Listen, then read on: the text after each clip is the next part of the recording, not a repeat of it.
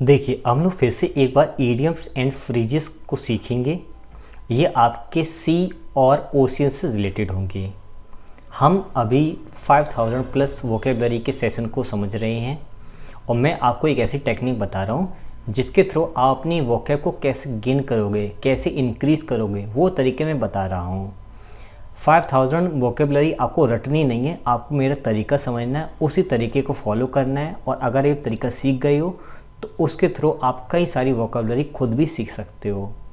तो हमें क्या करना है कि हमें थीम वाइज मीन्स सी से रिलेटेड और ओशन से रिलेटेड सारे इडियम्स पढ़ने, ताकि वो हमें एक ही बार में याद हो जाएं और वो थीम भी समझ में आ जाए। तो आइए देखिए कैसे चीज़ें होती हैं। अगर हम बात करें एट सी, तो एट का मतलब में भी होता है और पर भी होता है। हम में इसका में निकालते हैं, समुद्र में होना। सी का मतलब समुद्र।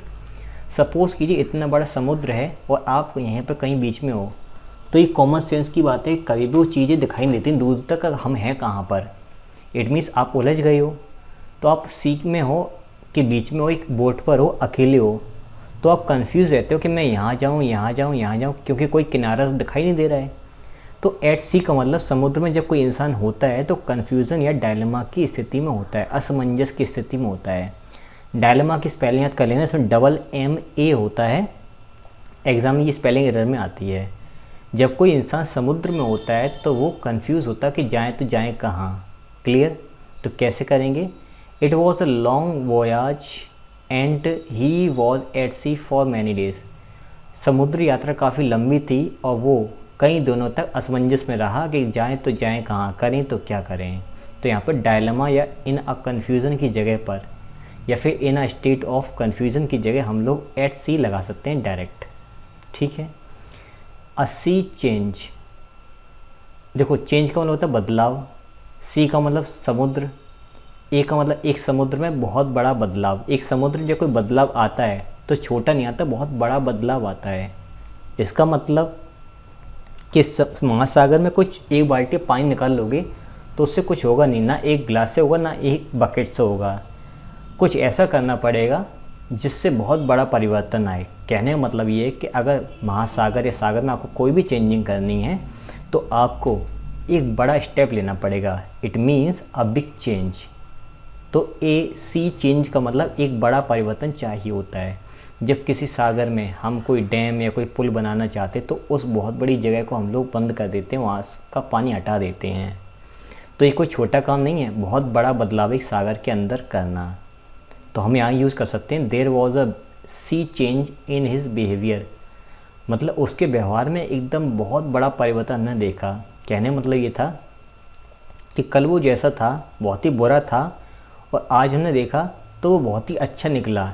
इट मीन्स कि जो हमने कभी उम्मीद नहीं की थी, इतना बड़ा परिवर्तन उसके अंदर आया है। तो इतने बड़े परिवर्तन के लिए हम लोग वहाँ पर ए सी चेंज का यूज कर सकते हैं। ठीक है, ए बिग चेंज की जगह पर हम लोग ए सी चेंज कर सकते हैं। फिर नेक्स्ट वन देखते हैं, between the devil and the deep sea. मतलब बिटवीन का बीच में, डेविल का मतलब राक्षस होता है और डीप सी का मतलब बहुत ही गहरा सागर। एक तरफ कुआं दूसरी तरफ खाई, आपने सुना होगा हिंदी में, एक तरफ कुआं दूसरी तरफ खाई। इसका मतलब आपको ये मालूम है कि वहाँ पे जाऊँ तो भी मारा जाऊँगा, यहाँ पे जाऊँ तो भी मारा जाऊँगा, दोनों तरफ से उलझा हुआ हूँ। तो उस कंडीशन में, हालांकि उसकी सेम हिंदी तो नहीं बता सकता हूँ मैं, क्योंकि इसकी हिंदी मुझे ही मालूम नहीं है, लेकिन मीनिंग आपको यहाँ से आपको फील हो गया होगा कि बिटवीन डेविल एंड सी का मतलब कहीं ना कहीं यही निकल रहा है। तो इन अ वेरी डिफ़िकल्ट सिचुएशन, बहुत ही बुरी परिस्थिति में फंसे हुए होना। He was caught between the devil and the deep sea by opposing his boss। अपना बॉस का विरोध करने के कारण वह एक विषम परिस्थिति में फंस गया है। तो इन डिफ़िकल्ट सिचुएशन की जगह पे हम लोगों ने इस वाले ईडियम को यूज़ किया है, एक तरफ कुआं दूसरी तरफ खाई। It drop in the ocean, ये तो सुना हुआ रटा हुआ आपका है, या फिर स्पिट इन द ओशियन। वैसे तो स्पिट का मतलब थूक होता है, लेकिन यहाँ पे एक ड्रॉप मान के चलते हैं, ए ड्रॉप इन द ओशियन। महासागर में एक बूंद डालना। इसका मतलब a small amount of something, कोई चीज़ जो बिल्कुल बहुत ही थोड़ी है, जैसे कि the money that I received for business, जो मुझे धन मिला है ना बिजनेस करने के लिए, was just a drop in the ocean, वो मेरे लिए क्या था, एक महासागर में बूंद के समान था। महासागर को एक बूंद दे दो ना तो उसके लिए जो महत्व एक बूंद का होगा महासागर के लिए, वही इम्पोर्टेंस मेरे लिए था उस मनी के लिए। अगर आप थोड़ा ग्रामर पर ध्यान दो तो मनी नॉन लिविंग, इसलिए हमने यहाँ पे एक रिलेटिव प्रोनाउन डाला है दैट। फिर उसके बाद ये रही मेरी लिंकिंग वर्ब। ये लिंकिंग वर्ब यहाँ पर तो इतना बड़ा ये आपका सब्जेक्ट है और ये इसका कॉम्प्लीमेंट है, ये आपका सब्जेक्टिव कॉम्प्लीमेंट है। यहाँ पर समझ में आ रहा है आपको? तो यहाँ पर सब्जेक्टिव कॉम्प्लीमेंट की तरह काम हुआ, यहाँ पर ये आपकी लिंकिंग वर्ब है।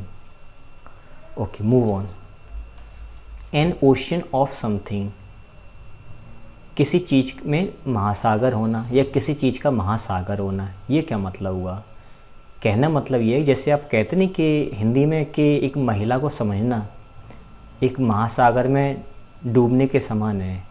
मैं थोड़ा सा अजीब तरह से एग्जांपल दे रहा हूँ लेकिन क्लियर हो जाएगा।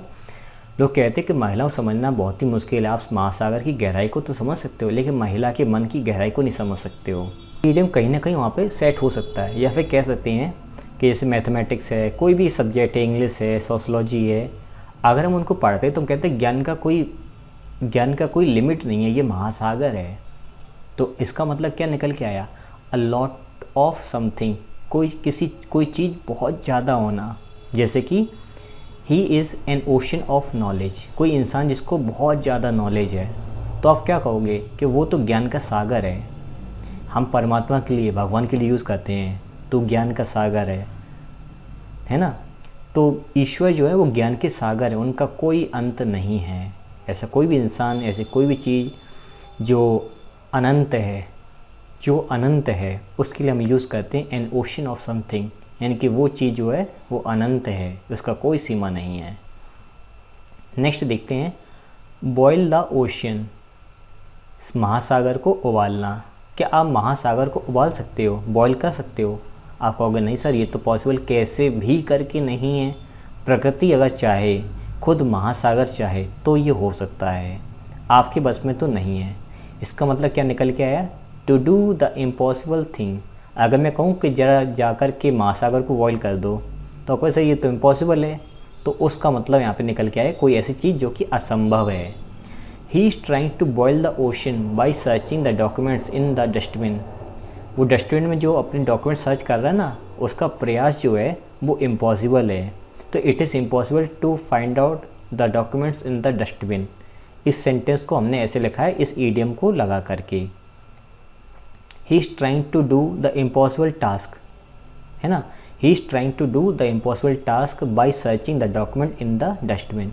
हम इसकी जगह अलग अलग फ्रेजेस का यूज़ कर सकते हैं, बट यहाँ पर ये एज अ ईडियम यूज़ हुआ है। उम्मीद कर रहा हूँ आपको सी और ओशन वाले ईडियम समझ में आए होंगे।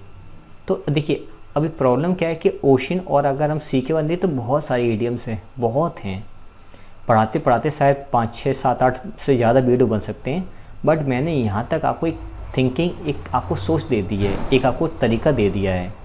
आप प्रीवियस ईयर की जो भी वोकेबलरी की कोई भी बुक, कोई भी PDF आपको मिल जाती कहीं पर भी, मेरे पास तो नहीं फ़िलहाल, आप उसमें ढूंढिए, उसको पढ़िए।